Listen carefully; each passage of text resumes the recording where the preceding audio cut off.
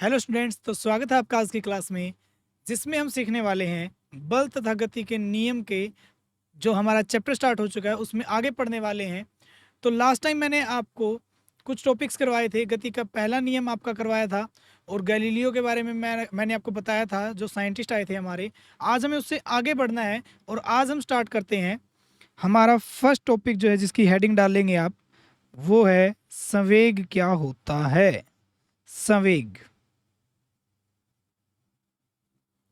देखिए शाबाश, हेडिंग डालिए संवेग क्या होता है।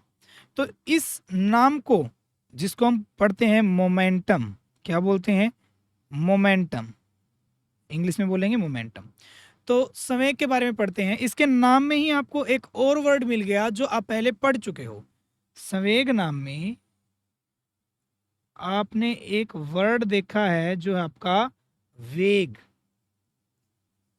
और उसको आप अच्छे तरीके से पढ़ चुके हो कि वेग क्या होता है। तो यहाँ भी आपको समझ में आ गया होगा कि जो संवेग है वो कहीं ना कहीं वेग से ही मिलकर बना होगा। संवेग क्या होता है, संवेग किसके बराबर होता है वो देख लेते हैं। संवेग हमारा बराबर होता है उस वस्तु का जो द्रव्यमान होगा और गुणा में जितने वेग से वो गति कर रही होगी। उस वस्तु का द्रव्यमान और जितने वेग से वो गति कर रही है वो हमारा क्या बनाता है? संवेग बनाता है। तो संवेग किसके बराबर हुआ? द्रव्यमान गुना में उसका वेग। ये हमारा क्या बन जाता है? संवेग यहाँ से बन जाता है। समझ में आया संवेग क्या होगा? संवेग किसके बराबर होगा? किसी वस्तु के द्रव्यमान को यदि उसके वेग से गुणा कर दिया जाए तो हमारा क्या बन जाता है? संवेग बन जाता है। अब संवेग की बात करते हैं। संवेग को हम किससे लिखते हैं? संवेग को हम लिखेंगे पी से। किससे लिखेंगे?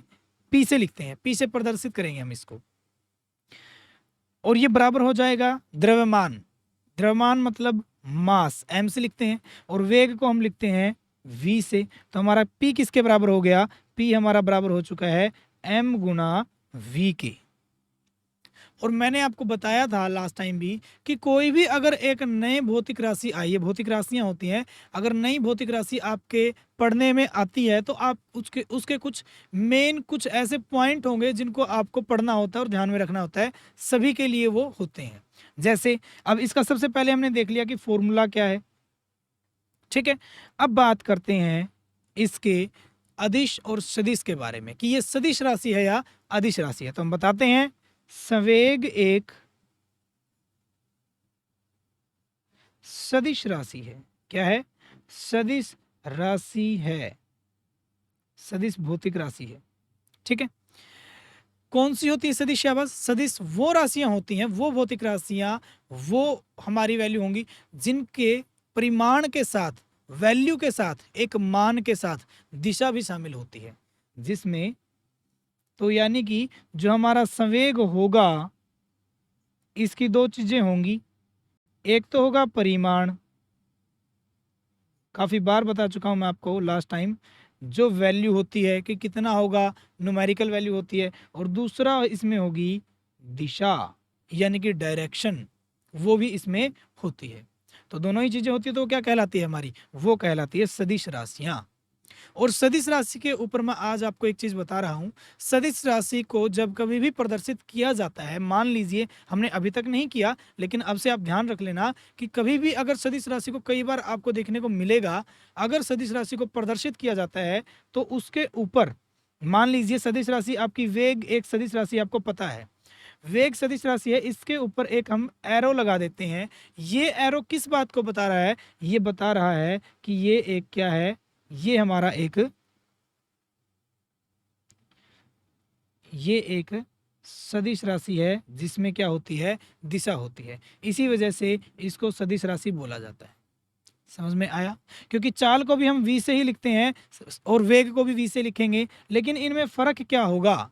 दोनों में अलग अलग फर्क था। चाल बनती थी दूरी से, वेग बनता था विस्थापन से, और इसको लिखा गया, जब उसकी दिशा बताई गई तो इसके ऊपर सिर्फ ये चीज लगा दी गई, एरो लगा दिया गया। इसने बता दिया कि वो एक सदिश राशि है, उसमें एक दिशा होगी।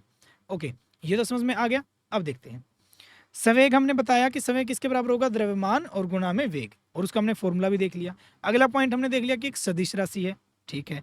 अब हम देखते हैं इसके एसआई मात्रक के बारे में। किसके बारे में?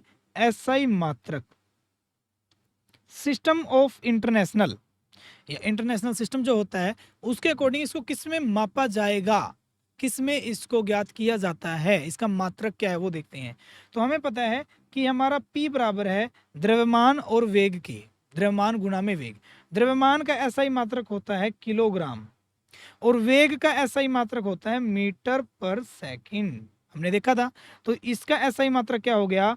किलोग्राम मीटर प्रति सेकंड, इसका क्या हो गया? एसआई मात्रक हो चुका है।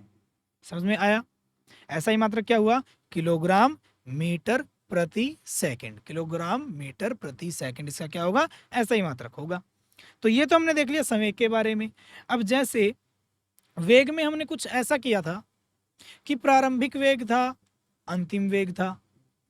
हमने जब किया था प्रारंभिक वेग, अंतिम वेग, तो कुछ इसी तरीके से संवेग भी दो तरीके से लिखा जा सकता है। प्रारंभिक संवेग होगा किसी वस्तु का और एक क्या होगा? अंतिम संवेग होगा। तो देखिए अब इसको समझते हैं, थोड़ा सा समझने की कोशिश करते हैं।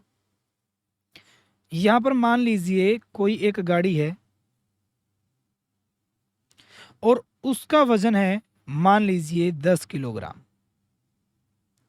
और वो स्पीड कितने से जा रही है? वो स्पीड से जा रही है हमारी, वो जा रही है 20 मीटर प्रति सेकंड, इतनी स्पीड से वो गति कर रही है। ये तो उसका हो गया वेग और ये उसका हो गया द्रव्यमान, दोनों चीजें हो गई। उसके बाद गाड़ी पहुंच जाती है यहां पर, मान लिया गाड़ी पहुंच जाती है यहां पर और इसका द्रव्यमान तो वही रहेगा 10 किलोग्राम, लेकिन वेग में परिवर्तन हो गया। मान लीजिए इसने यहां पर आकर ब्रेक लगा दिए। क्या किया? यहां पर आकर उसने ब्रेक लगा दिए और ब्रेक लगाते ही यहां पर आकर गाड़ी रुक गई और जैसे ही रुक गई तो उसका वेग क्या हो जाएगा? 0 हो जाएगा। तो यहां पर आकर वेग मान लीजिए हो चुका है 0 मीटर प्रति सेकंड। ये हमारा क्या हो चुका है? वेग हो गया। अब यहां से यहां तक आने में इसका वेग घट गया, कुछ ना कुछ कम हो गया। 20 मीटर प्रति सेकंड था वेग, 0 मीटर प्रति सेकंड हो गया। अब बात करते हैं संवेग की। ये हमारा कहलाएगा प्रारंभिक संवेग। यहां पर जो होगा वो क्या कहलाएगा? प्रारंभिक संवेग। और यहां पर कहलाएगा हमारा अंतिम संवेग। इसको ध्यान से देखते जाइएगा। मैं बात कर रहा हूं, एक गाड़ी ने चलना शुरू किया, उसका कुछ वजन था, कुछ द्रव्यमान था, उसने 20 मीटर प्रति सेकंड से चलना शुरू किया। यहां से यहां पर पहुंच के उसने ब्रेक लगा दिए, वेग हो गया 0 और द्रव्यमान उसका यूं का यूं रहेगा। तो शुरुआत में जो होता है उसको लिखते हैं प्रारंभिक से और जो बाद में होता है उसको लिखते हैं अंतिम से। प्रारंभिक संवेग, अंतिम संवेग, प्रारंभिक संवेग, अंतिम संवेग। अब प्रारंभिक संवेग को जब लिखा जाएगा तो इसको लिखेंगे पी आई से। आई का मतलब होता है इनिशियल, प्रारंभिक, और पी किसके लिए लगाया हमने? संवेग के लिए। तो पी आई से मैंने इसको दिखा दिया। अब पी आई से दिखाने के बाद हम इसको कैलकुलेट करते हैं। मैंने आपको अभी अभी क्या बताया? संवेग होगा हमारा द्रव्यमान गुणा में उसका जो वेग था। द्रव्यमान कितना था? 10, वेग कितना है? 20। तो कितना हो गया संवेग हमारा? ये हो गया 200 किलोग्राम मीटर प्रति सेकंड, इतना हमारा वो संवेग हो चुका है प्रारंभिक, यानी कि प्रारंभिक संवेग उसका कितना था? 200 किलोग्राम मीटर प्रति सेकंड। ठीक है। बाद में जाकर वो क्या हो गया? अब यहां पर निकालते हैं। यहां पर हम संवेग के लिए तो लिखेंगे पी से, बट अंतिम के लिए क्या लगाते हैं? एफ, छोटा सा एफ नीचे लगाएंगे जो क्या बताता है? फाइनल को बताता है, फाइनल यानी कि लास्ट। तो ये हमारा हो गया पी एफ, यानी कि फाइनल जो हमारा क्या होता है? वेग जो होगा हमारा, संवेग होगा, वो होगा पी एफ। और इसको जब निकालेंगे तो कैसे करेंगे? वेग की गुणा वही किससे करनी पड़ेगी हमें? द्रव्यमान से। द्रव्यमान 10 है, वेग हो गया 0, तो ये भी कितना आया हमारा? 0। यानी हमारा 200 से घटकर ये कितना हो चुका है? संवेग 0 हो चुका है। तो इसको बोलते हैं वेग। अब निकालते हैं, ये तो हो गया वेग प्रारंभिक और अंतिम। अब लिखते हैं वेग में परिवर्तन। क्या निकालेंगे? वेग में, संवेग में परिवर्तन, सॉरी, क्योंकि संवेग को पढ़ रहे हैं। संवेग में परिवर्तन कितना हुआ, परिवर्तन मैंने आपको काफ़ी बार बता चुका हूँ। मैं आपको जब वेग परिवर्तन मैंने आपको करवाया त्वरण के लिए, तब भी मैंने आपको बताया था कि संवेग परिवर्तन को निकालते हैं, परिवर्तन को जब कभी भी निकाला जाता है लास्ट में से पहले वाला माइनस कर दीजिए, बात खत्म। अंतिम माइनस में प्रारंभिक, बात खत्म। तो यहाँ पर हम लिखेंगे कि अंतिम संवेग में से हम माइनस कर देंगे किसको, प्रारंभिक संवेग को। ठीक है, अंतिम संवेग में से किसको माइनस कर देंगे, प्रारंभिक संवेग को।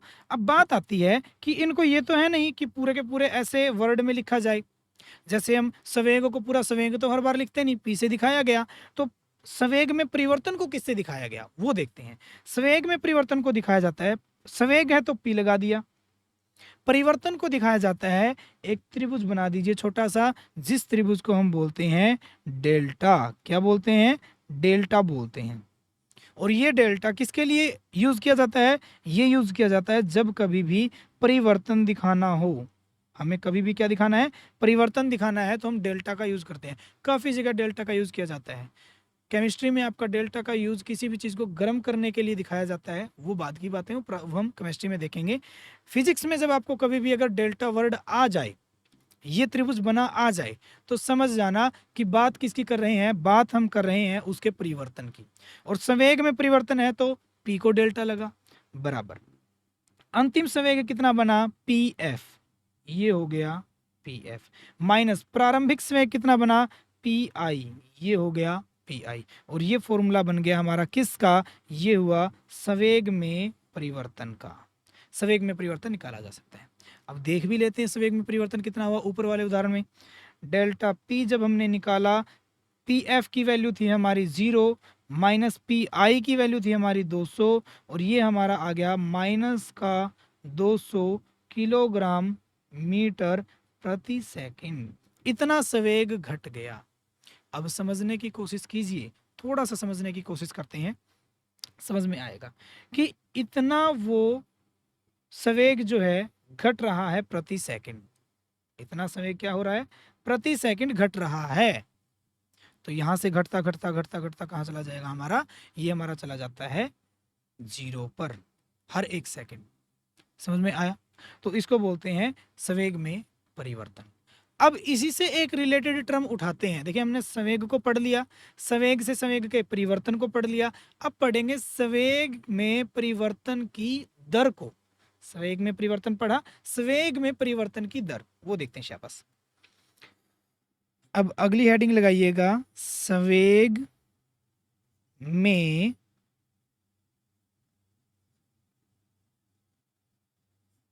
परिवर्तन की दर। संवेग में परिवर्तन की दर है, उसको कैसे लिखेंगे। अब संवेग में परिवर्तन को तो लिखा गया डेल्टा पी से, वो हमने देख ही लिया। और जब मैंने आपको बताया था दर की बात की जाती है, दर की बात की जाती है, तो हम डिवाइड करते हैं किसी चीज से, और वो क्या होता है, समय, टाइम। तो हम इसको किससे डिवाइड कर देंगे, समय से डिवाइड कर देंगे, तो ये बन जाएगा संवेग में परिवर्तन, और उसकी क्या बन जाएगी, वो दर बन जाएगी। तो हम लिखेंगे संवेग में जो परिवर्तन की दर है, परिवर्तन की दर, उसको लिखा जाएगा डेल्टा पी, और नीचे समय होगा, समय भी कुछ ना कुछ लगेगा। मान लीजिए यहाँ पर हमारा समय था, शुरुआत में कुछ और था, हमने किसी समय पर जब हमने उसको कैलकुलेट करना शुरू किया, जब हमने उस निरीक्षण को करना शुरू किया, T1 समय में था, बाद में वो T2 हो गया, और इसमें समय कुछ ना कुछ लगा होगा, वो हम लिखते हैं डेल्टा टी से समय में भी कुछ ना कुछ परिवर्तन आया होगा।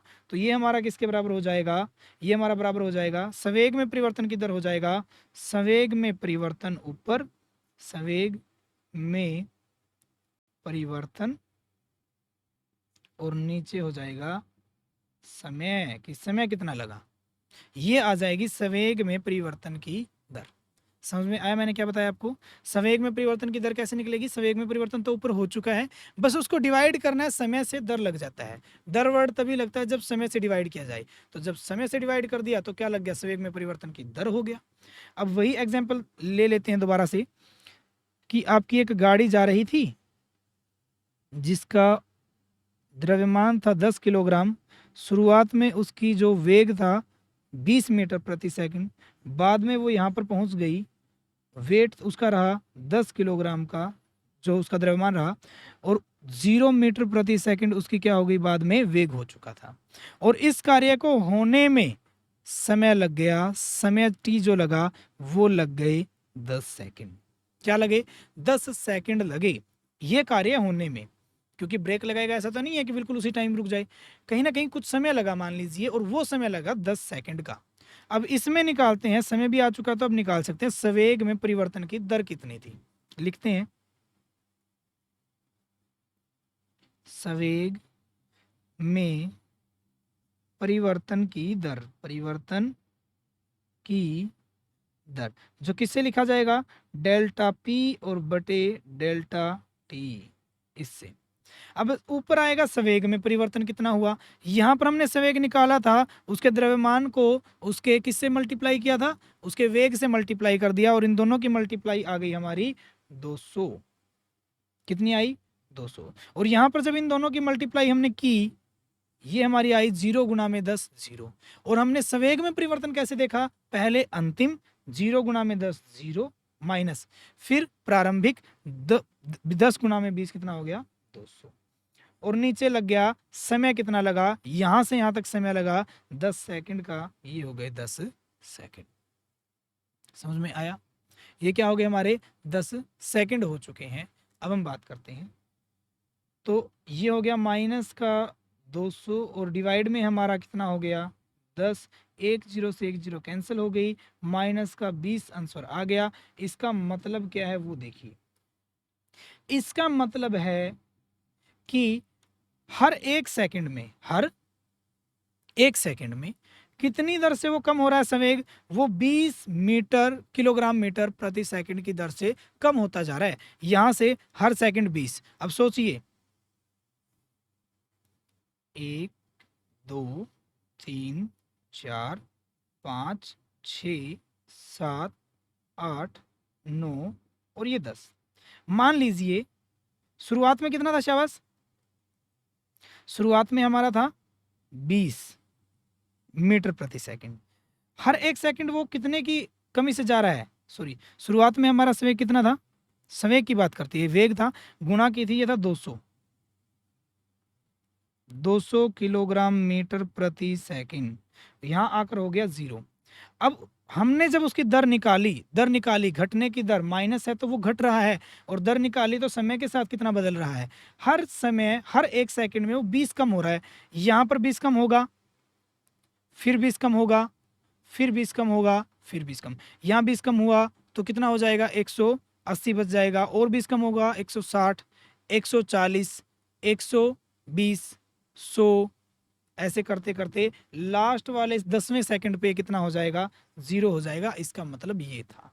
तो परिवर्तन की दर ये बताती है हर सेकंड कितना बढ़ रहा है और हर सेकंड कितना घट रहा है। अगर वो परिवर्तन की दर पॉजिटिव आती है, प्लस की आती है, तो वो बढ़ रहा है यानी कि वृद्धि कर रहा है, और अगर वो माइनस की आ जाती है तो वो घट रहा है। तो ये था संवेग में परिवर्तन की दर के बारे में। इन चीजों को करने के बाद ही आपको गति का द्वितीय नियम समझ में आएगा, अदरवाइज आपको वो सब समझ में नहीं आएगा। इसीलिए मैंने सारा कुछ आपको पहले बताया है। अब हम बात करते हैं हमारे मेन टॉपिक की। हेडिंग डालिएगा। अब हम बात करते हैं गति का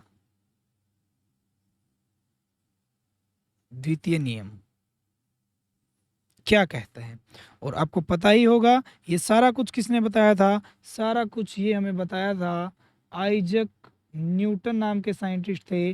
उन्होंने इसके बारे में अच्छे से बताया, उन्होंने इन 3 नियमों को बताया था आइजक न्यूटन ने।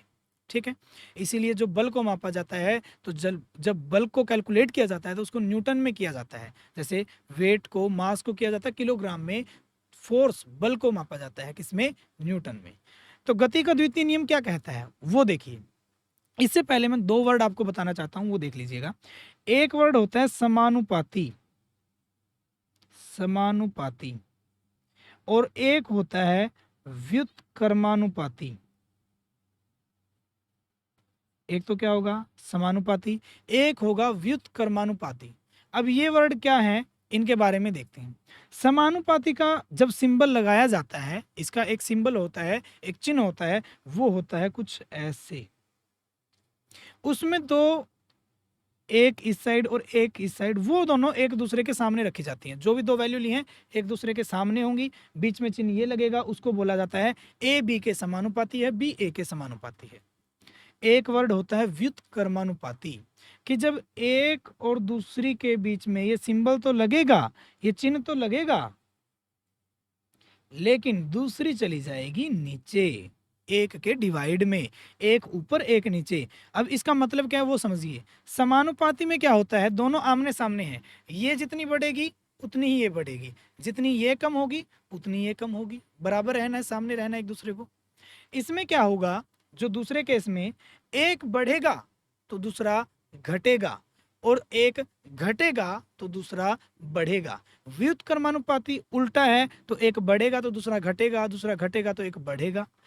समानुपाती एक जैसा है, दोनों बराबर में है, तब मतलब एक दूसरे के सामने है, तब क्या होगा, एक बढ़ेगा तो दूसरा भी बढ़ेगा, एक कम होगा तो दूसरा भी कम होता है। ये हो गया समानुपाती और व्युत्क्रमानुपाती के बारे में, क्योंकि इसका यूज हम करने वाले हैं। वो देखिए गति का द्वितीय नियम क्या कहता है। देखिए गति का द्वितीय नियम ये कहता है कि जो वेग में परिवर्तन की दर है, किससे लिखा, वेग संवेग में परिवर्तन की दर किससे लिखा, delta P by delta T. मैंने आपको बताया था delta T upon delta T क्या बता रहा है, delta P upon delta T ये बता रहा है संवेग में परिवर्तन की दर। और ये संवेग में परिवर्तन की दर जो है ये समानुपाती होती है, समानुपाती होगी उस वस्तु के ऊपर लग रहे बल के। किसके समानुपाती होती है, उस वस्तु के ऊपर लग रहे बल के समानुपाती होती है। तो हम यहां पर कैसे लिखेंगे, हम ऐसे लिखेंगे, इस नियम के अनुसार, इस नियम के अनुसार किसी वस्तु में या किसी वस्तु में, किसी वस्तु के, क्या लिखोगे, किसी वस्तु के संवेग में, किसी वस्तु के संवेग में जो परिवर्तन की दर होगी, संवेग में परिवर्तन की जो दर है वो समानुपाती होती है। क्या होगी, समानुपाती। किसके समानुपाती होगी, समानुपाती परिवर्तन की दर, कुछ ऐसे लिखेंगे, नियम के अनुसार किसी वस्तु के संवेग में परिवर्तन की दर उस वस्तु पर लग रहे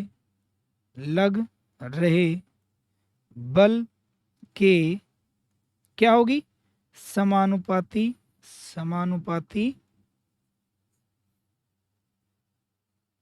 होती है। क्या बताया मैंने आपको कि जो दर होगी संवेग की वो उस पर लग रहे बल के क्या होगी, समानुपाती होगी। जैसे मैंने आपको बताया था अभी अभी, एक गाड़ी ने यहाँ से चलना शुरू किया और वो यहाँ से यहाँ तक पहुँच गई हमारी। अब यहाँ से यहाँ पहुँची तो उस पर बल लग रहा होगा कोई ना कोई। और जब इसकी शुरुआत में मान लीजिए, मैं जनरली लिख रहा हूँ सिर्फ, मान लीजिए कि जो इसका वेग था, हम प्रारंभिक वेग को u से लिखते थे, अंतिम वेग को v से लिखते थे, और इसका मान लीजिए द्रव्यमान m है और यही m यहाँ पर है, तो इसका यहाँ पर जो p1 से लिखा जाएगा संवेग वो हो जाएगा m गुणा u, इसका यहाँ पे संवेग हो जाएगा p2, वो हो जाएगा m गुणा v। यहाँ से हमारी ये यहाँ तक जा चुकी है, समझ में आया। और इसमें मान लीजिए यहाँ से यहाँ तक जाने में जो समय लगा वो लगा हमारा t समय लगता है। तब क्या होगा, तब हमें ये देखने को मिलेगा कि इसमें, इस सारे के सारे कार्य में, जब ये गाड़ी यहाँ से यहाँ गई और इसका संवेग घट रहा है तो कम होगा, बढ़ रहा है तब भी कम होगा, तो उस पर कोई ना कोई एक बल लग रहा होगा जिसकी वजह से ऐसा कार्य हुआ। क्योंकि हमने प्रथम नियम में देखा कोई वस्तु चल रही है तो चलती ही जाएगी, रुकी हुई है तो रुकी हुई रह जाएगी जब तक उस पर बल कार्य ना करे। अगर ये यहाँ से यहाँ जाकर रुक जाती है तब भी बल लगा, यहाँ से चलकर आगे इसकी वेग बढ़ जाता है तब भी इस पे बल लगा। तो बल लग रहा है और उसी बल के इसका जो संवेग में परिवर्तन की दर होगी उस बल के क्या होगी, समानुपाती होती है। बात यहीं पर खत्म होती है। समझ में आया मैंने क्या बताया?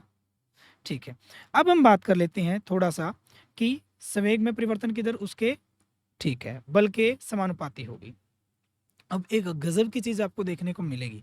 देखिए, अब ये इसके समानुपाती है तो इस साइड एफ को लीजिए, दूसरी साइड लिखिए, किसी साइड भी लिख सकते हैं। तो अब मैं ऐसे भी लिख सकता हूं कि एफ समानुपाती होगा delta P by delta T के। क्यों?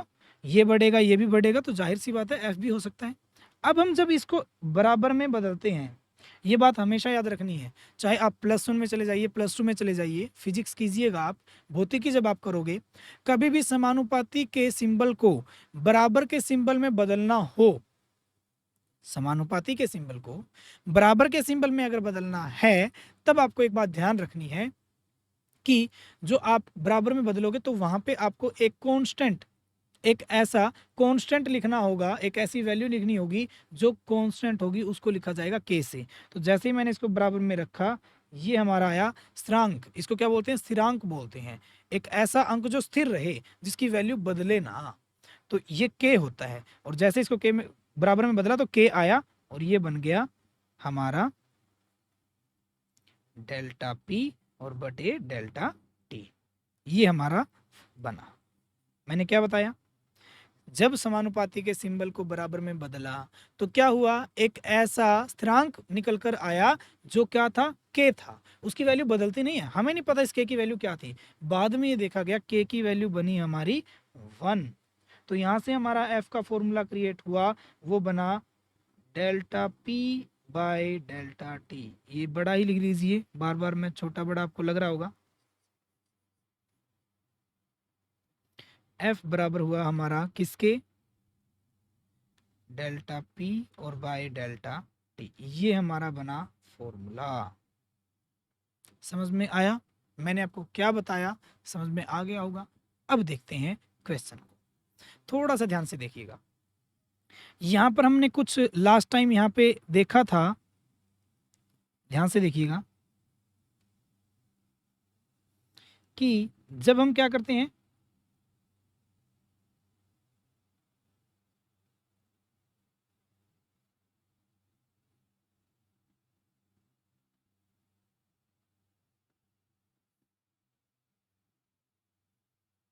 देखिए यहां पर हमने देखा कि जो हमारा संवेग में परिवर्तन हुआ, यहां पर हमारा कितना बना संवेग 200 और यहां पर कितना हो गया था, 0 हो गया था। अब हम बात करते हैं उसी केस की, देखिएगा मैं 2 केस ले रहा हूं। गाड़ी यहां से चली जल्दी और यहां पर पहुंच गई,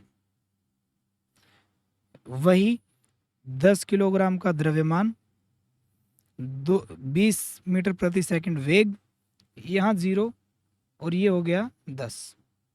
यहाँ भी एक गाड़ी चली, 10 किलोग्राम का सेम वेट है, स्पीड 200 की ही है, सॉरी 20 की, और यहाँ पर जाकर ये भी रुक जाती है, ये भी 0 हो गई और ये हो गया हमारा 10 किलोग्राम। फर्क क्या हुआ, यहाँ से यहाँ जाने में समय लगा 10 सेकंड का और यहाँ से यहाँ जाने में समय लगा 5 सेकंड का। फर्क देखते हैं क्या आता है। देखें यहाँ पर बताइए, शाबाश, जल्दी जल्दी इनकी गुणा कीजिएगा तो ये आएगा पी आई, प्रारंभिक संवेग कितना आया 200, पी एफ कितना आया 0, से संवेग में परिवर्तन की दर कितनी होती है delta P by delta T. Delta P कैसे आता है, अंतिम संवेग में से प्रारंभिक को माइनस करें, 0 माइनस 200 और डिवाइड में लगा दे जो समय लगा 10 सेकंड का, और ये हो गया माइनस का 200 और डिवाइड में 10, ये लगा माइनस का 20, 0 से 0 कैंसिल होने के बाद। अब बात करते हैं यहाँ पर क्या हुआ, सेम उसी तरीके से पी आई हमारा बना वही 200, यहाँ पर पी एफ हमारा बना 0, समय इतना लगा। अब निकालते हैं संवेग में परिवर्तन की दर कितनी थी, 0 माइनस 200 अंतिम माइनस प्रारंभिक और समय लगा 5 सेकंड का, ये हो गया हमारा माइनस का 200 और बटे में 5, 5 से कैंसिल किया हमने इसको, ये हुआ हमारा माइनस का 40। अभी अभी तुमने एक चीज देखी है कि संवेग में परिवर्तन की दर तो उस पर लग रहे बल के बराबर होगी। तो यहाँ पर संवेग में परिवर्तन की दर अगर -20 है तो मतलब ये हमारा क्या आ गया, -20 न्यूटन भी लिख सकते हैं, ये आ गया बल। और यहाँ पर अगर संवेग में परिवर्तन की दर -40 के बराबर है, संवेग में परिवर्तन की दर f के बराबर होती है, तो ये आ गया -40 न्यूटन। समझने की कोशिश कीजिएगा कि यहाँ पर बल क्या कर रहा है, कम लग रहा है। यहाँ पर बल क्या है, कम, और यहाँ पर बल क्या है, ज्यादा। इसीलिए बल कम लगा तभी तो जाकर ये 10 सेकंड में जाकर रुकी, और यहाँ पर बल बहुत ज्यादा लग गया इसीलिए उसको रुकने में सिर्फ 5 सेकंड ही लगे, 5 सेकंड में जाकर ही वो रुक चुकी है। बल लगाया, जोर से ब्रेक लगाए, ज्यादा बल लगा दिया तो जल्दी रुक जाएगी, समय कम लगा। कम बल लगाया, हल्के ब्रेक लगाए, 10 सेकंड में जाकर रुका। यहां से आप एक चीज समझते हो, समझ में आ गई ये चीजें। अब आप एक चीज समझोगे कि F बराबर था delta P by delta T के, मैंने 2 वर्ड बताए, समानुपाती होता है सामने वाला, नीचे वाला होता है व्युत्क्रमानुपाती। तो F और डेल्टा P ऊपर वाले दोनों बराबर हैं, तो ये दोनों बराबर हैं, तो जितना हमारा संवेग बदलेगा उतना ही ज्यादा बल बनेगा, जितना ज्यादा संवेग बदलेगा उतना ज्यादा बल बनेगा। समझ गए। जितना कम संवेग बदलेगा उतने ही कम हमारा बल लगेगा। जैसे देखिए यहाँ संवेग 200 है, यहाँ 0 है, बदला, कितना बदला, 200। यहाँ 400 है, यहाँ 0 है, कितना बदला, 400 बदल गया। तो इसलिए जितना हमारा संवेग बदलेगा उतना ज्यादा बल होगा, जितना कम संवेग बदलेगा उतना कम बल होगा। दूसरी चीज, समय के साथ देखते हैं क्या इसका क्या फंडा है। तो समय और F जो है, हमारे समय और हमारा बल एक दूसरे के अपोजिट हैं, व्युत्क्रमानुपाती हैं। इसीलिए समय बढ़ा तो बल कम हुआ। देखिए कुछ ऐसा ही हो रहा है, समय बढ़ा तो बल हुआ कम। समय क्या किया, समय बढ़ चुका था, समय कम हुआ, समय कम हुआ तो बल बढ़ गया। समय बढ़ेगा तो बल कम होगा, समय कम होगा तो बल बढ़ेगा। ये दोनों चीजें हमें इस फॉर्मूले से ही देखने को मिलती हैं। समझ में आया। अब इसी के ऊपर हम उदाहरण करते हैं जो आपको अच्छे से समझ में आ जाएगा कि मैंने क्या आपको बताया है, ये सारा कुछ क्या था। आपने कभी देखा होगा जो हमारे फील्डिंग वाले होते हैं जो क्रिकेट खेलते हैं, वो कभी बॉल को जब पकड़ते हैं, जब बॉल को कैच करते हैं तब कैसे करेंगे, वो ऐसा नहीं है अगर डायरेक्टली ऐसे ऐसे कैच किया जाए, बिल्कुल हम पीछे नहीं कर रहे हाथ को, ऐसे किया जाए, यहाँ पर लगेगी, लग कर क्या पता नीचे गिर जाए और क्या पता उंगली टूट जाए, हाथ टूट जाए, कुछ भी हो सकता है, पहली चीज। या क्या करेंगे, कुछ पीछे की तरफ हाथ को लेकर आना होता है, ऐसे लेकर आएंगे और वो एकदम से उसको लपक लेते हैं, एकदम से पकड़ लेते हैं। अब दोनों चीजों में डिफरेंस क्या था, पहली चीज में हमने इसको स्थिर रखा, जैसे इसको स्थिर रखा हमने, सेकंड में 2 सेकंड लगी या 1 सेकंड लगी, सेकंड में आई, कितना बल होगा, मान लिया वो आ रही है, कितने वेग से आ रही है, उसके अंदर वेट है, मान लीजिए कि 1 किलोग्राम का, 1 मिनट के लिए मान लीजिए भारी है, बहुत ज़्यादा भारी है, या ग्राम में ले लेते हैं, ग्राम में लेंगे तो हमारे मात्रक चेंज हो जाएंगे, 1 किलोग्राम का। और उसका मान लिया वेग था, वेग जो था उस स्पीड से जितनी से आ रही थी वो थी 40 मीटर प्रति सेकंड, इतनी स्पीड से आ रही थी। गुना किया, गुना करते ही हमें मिला 40, और आते ही वहां से आई 40 के संवेग से आई 40 किलोग्राम मीटर प्रति सेकंड आई है, और आते ही यहाँ लगी, लगते ही रुक गई, रुक गई तो विराम अवस्था में आ गई, मतलब उसके बाद वो 40 से आने के बाद कितनी हो गई, 0। कितने का डिफरेंस आया, 40 का। संवेग में परिवर्तन आ चुका 40, जितना ज्यादा संवेग में परिवर्तन उतना ज्यादा बल। तो यानी कि, और मान लिया ये सारा काम होने में सेकंड लगा, एक सेकंड का समय, नीचे 1 सेकंड, तो हमारा 40 किलोग्राम मीटर प्रति सेकंड, जो ये वेग संवेग में परिवर्तन की दर, और संवेग में परिवर्तन की दर होती है बल के बराबर, तो बल लगा 40 का, पहली चीज। दूसरी चीज, उसने पीछे किया, और पीछे करते करते जब वो रेस्ट पर चली रही है तभी तक, जब तक वो विराम अवस्था में आई तब तक उसको लग चुके थे 1 सेकंड के बजाय 5 सेकंड, वही 40 का परिवर्तन था, समय लग चुका है 5 सेकंड, बस कितने का फोर्स लगा, सिर्फ और सिर्फ 8 का। तो यहाँ पर हमारा बल लगा 8 और यहाँ पर हमारा बल लगा 40। इसीलिए वो बल से बचने के लिए पीछे की तरफ हाथ करते हैं ताकि समय बढ़ा दिया जाए। समय बढ़ेगा तो बल कम हो जाएगा, इसी वजह से वो उसको अच्छे से पकड़ पाते हैं। पहली चीज समझ में आया। दूसरी चीज हम देख सकते हैं, स्प्रिंग तो सभी ने देखे होंगे। स्प्रिंग कुछ ऐसा होता है। अब स्प्रिंग आपने सभी ने देखे हैं। स्प्रिंग में क्या होता है, हम काफ़ी चीज़ें देखते हैं, जैसे बाइक्स के होते हैं ना, बाइक्स के भी शॉकर्स लगे होते हैं, काफ़ी गाड़ियों के लगे होते हैं, ठीक है। तो ये किस चीज़ का काम करते हैं।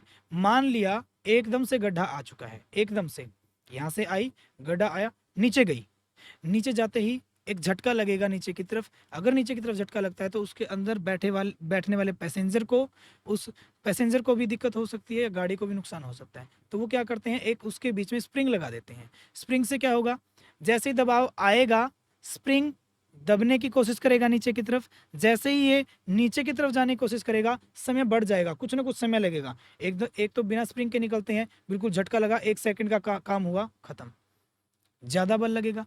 लेकिन जब स्प्रिंग में एक समय क्या होता जाएगा, कम होता जाएगा, मतलब कि समय बढ़ता जाएगा, समय बढ़ता जाएगा, बढ़ता जाएगा, बढ़ता जाएगा। जहाँ वो 1 सेकंड में झटका लग रहा था, उसको झटका लगने में लगे 5 सेकंड, और 5 सेकंड में आप देख सकते हो कि कितना डिफरेंस आ जाता है कि बल क्या हो जाएगा आपका कम। समय बढ़ा दिया, समय बढ़ाया तो बल क्या हो गया, कम हो गया। इस कारण से स्प्रिंग लगाए जाते हैं गाड़ियों के अंदर, काफ़ी चीज़ों के अंदर, जहाँ पर हमें बल से बचना होता है, ठीक है। तीसरा हम देख सकते हैं, तीसरा हम देखेंगे, जैसे हम किसी भी रेत में या किसी गद्दे के ऊपर अगर हम किसी बॉल को घेरते हैं, लोहे की कोई बॉल है, छोटी सी गोली है, घेरेंगे उसको, अगर वो फर्श से टकराती है, टकराएगी, बिल्कुल जस्ट टकराएगी, क्या पता उसको तोड़ भी दे, उसको वहां से ब्रेक कर सकती है। किसी चीज या किसी प्लास्टिक के ऊपर घेरेंगे तो ब्रेक कर देगी उसको। क्यों? क्योंकि उसने जितने संवेग से आ रही थी, संवेग में परिवर्तन की दर ज्यादा थी, उसकी वजह से क्या हुआ, नीचे वाले सरफेस पे आकर 1 सेकंड में जस्ट आई, आते ही विराम अवस्था में जाने की कोशिश करेगी। सेकंड लगा, एक समय, 1 सेकंड से डिवाइड करोगे तो जितने समय से आई, लगभग 40 की स्पीड से आई, तो 40 का ही उसको क्या लगा, फोर्स लगा। लेकिन अगर उसको किसी भी रेत के ऊपर डाला जाए या किसी भी गद्दे के ऊपर डाला जाए, तो गद्दे में स्प्रिंग होते हैं, रेत भी कंप्रेस हो सकती है अंदर की तरफ, तो उसको उसके डालने के बाद वो काफ़ी समय तक नीचे जाकर रुकेगी, उसमें समय बढ़ जाएगा। समय बढ़ेगा तो फोर्स क्या हो जाएगा, हमारा कम हो जाएगा। समय बढ़ेगा, बल कम। इसी वजह से ये सारी चीज़ें आपकी बल से बचने के लिए यूज़ की जाती हैं, और यहाँ से आपको पता चला कि बल और समय में क्या संबंध था। अब हमें एक इसका मेन फॉर्मूला बनाना है, उसको बनाना सीखते हैं। जल्दी से देखिए, शाबाश। कैसे करेंगे, मान लीजिए कि यहाँ से गाड़ी चली थी, यहाँ पर हमारी गाड़ी पहुंची थी। शुरुआत में वेग था u और अंतिम वेग था v। मास था, द्रव्यमान इसका m था, समय लगा इसमें t का, और हमें पता है बल बराबर होता है हमारा संवेग में परिवर्तन। संवेग में परिवर्तन या तो डेल्टा पी से लिखते हैं, या डेल्टा पी को मैंने आपको बताया था, कुछ ऐसे लिखा था, P F minus P I, पहले फाइनल फिर इनिशियल, ऐसे ही किया था। तो हम करते हैं P F minus P I, और नीचे क्या हो जाएगा, उसके समय हो जाता है, जो कितना था, डेल्टा टी था, ठीक है। यानी कि जो भी हमारा समय इसमें लगा, समय को टी से लिख सकते हैं हम यहाँ पे, ठीक है। अब हम ये देखते हैं कि यहाँ पर समय कितना हुआ, देखिए इनकी मल्टीप्लाई कीजिए, एम वी, यहाँ पर समय कितना हुआ, एम यू, ये हमारा आया पी आई, ये हमारा आया पी एफ। तो यहाँ पे रखिए f बराबर हो गया, पी एफ की वैल्यू हो गई हमारी यहाँ से m गुणा में v, माइनस पी आई की वैल्यू हो गई m गुणा में u, और नीचे हो गया हमारा समय t या डेल्टा t।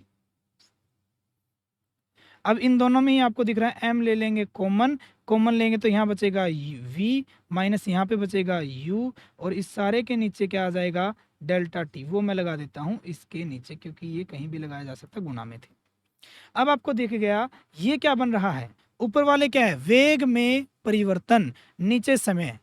वेग में परिवर्तन और नीचे समय, क्या फॉर्मूला था, याद कीजिए, जब समय को हम डेल्टा से ना दिखाएं तब, देख लीजिए, जल्दी समझ में आ जाएगा। तो क्या था हमारा, ये हमारा बनता था त्वरण, जिसको हम लिखते थे एक्सेलरेशन ए से v minus U by T, और ये हमने गति के प्रथम समीकरण से भी देखा था। तो f हमारा हो गया m तो यूं का यूं, और ये हमारा हो गया किसके बराबर, a के बराबर। तो यहाँ से आपको एक गजब की बात पता चली कि बल जो है वो किसके बराबर होगा, द्रव्यमान गुणा में उस वस्तु का त्वरण कर दीजिए, तब भी आपका क्या आ जाएगा, बल आ जाएगा। कुछ करने की जरूरत है ही नहीं। क्या करना है, सिर्फ उसके द्रव्यमान की उसके त्वरण से गुना करनी है, बल आ जाएगा जितना उसके ऊपर लगा। समझ में आया। और यहां से आप याद रख सकते हो फादर इक्वल टू माँ, पापा बराबर माँ, समझ गए होंगे। तो यहाँ से आप इस फॉर्मूले को याद रख सकते हो कि F जो फोर्स है वो हमारा मास इंटू एक्सेलरेशन यानी कि द्रव्यमान गुणा में त्वरण के क्या होगा, बराबर होगा। शाबाश, समझ में आया। तो होपफुली आप सभी को ये समझ में आ गया होगा। ये हमारे थे गति का द्वितीय नियम क्या है हमारा, वो हमने देख लिया जो आइजैक न्यूटन ने बताया था। उसमें जो जो चीजें देखी, सबसे पहले संवेग को देखा, फिर संवेग में परिवर्तन को देखा, संवेग में परिवर्तन की दर को देखा, फिर दो वर्ड आए समानुपाती व्युत्क्रमानुपाती, अच्छे से हमने वो भी कर लिए कि समानुपाती क्या होता है, व्युत्क्रमानुपाती। फिर उन सब के आधार पर हमने स्टार्ट किया द्वितीय नियम, और वो सारा हमने अच्छे से कवर कर लिया है। तो होपफुली आप सभी को ये सारा कुछ समझ में आ गया होगा। बाकी हम करेंगे अगले लेक्चर में। आज के लिए इतना ही, धन्यवाद।